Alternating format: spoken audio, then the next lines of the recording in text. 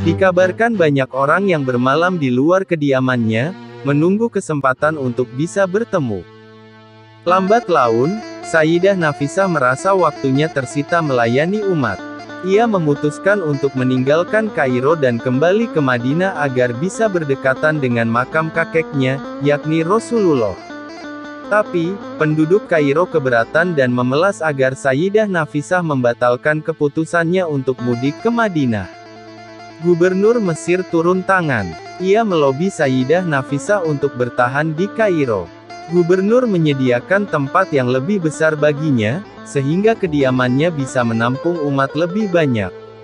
Gubernur juga menyarankan agar ia menerima umat hanya pada hari Rabu dan Sabtu saja. Di luar waktu itu, ia bisa kembali berkholwat beribadah menyendiri. Gubernur menunggu beberapa saat. Sementara Sayyidah Nafisah terlihat diam, menunggu petunjuk Allah. Akhirnya, setelah mendapat izinnya, ia pun menerima tawaran gubernur dan memutuskan tinggal di Kairo sampai ajal menjemputnya. Sebelum tiba di Mesir, Imam Syafi'i sudah lama mendengar ketokohan perempuan ulama ini dan mendengar pula bahwa banyak ulama yang datang ke rumahnya untuk mendengarkan pengajian dan ceramahnya. Imam Syafi'i datang ke kota ini 5 tahun sesudah Sayyidah Nafisah. Beberapa waktu kemudian, Imam Syafi'i meminta bertemu dengannya di rumahnya. Sayyidah Nafisah menyambutnya dengan seluruh kehangatan dan kegembiraan.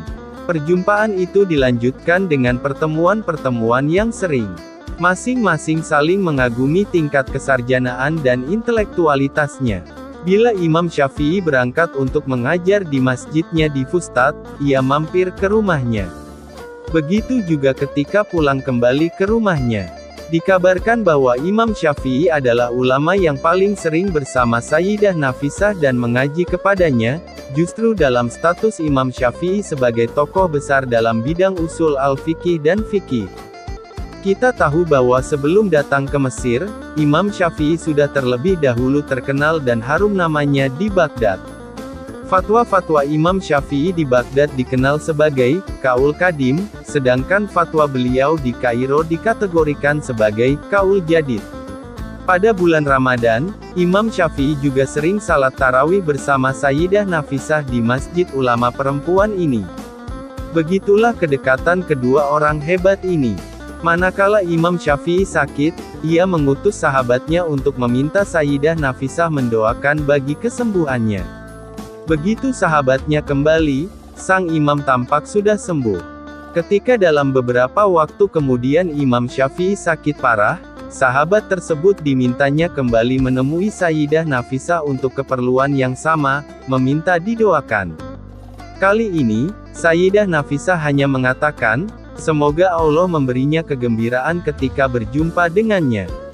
Mendengar ucapan sahabat sekaligus gurunya itu, Imam Syafi'i segera paham bahwa waktunya sudah akan tiba. Al-Imam kemudian berwasiat kepada murid utamanya, Al-Buwaiti, meminta agar Sayyidah Nafisah menyalati jenazahnya jika kelak dirinya wafat. Ketika Imam Syafi'i kemudian wafat, jenazahnya dibawa ke rumah sang ulama perempuan tersebut untuk disalatkan.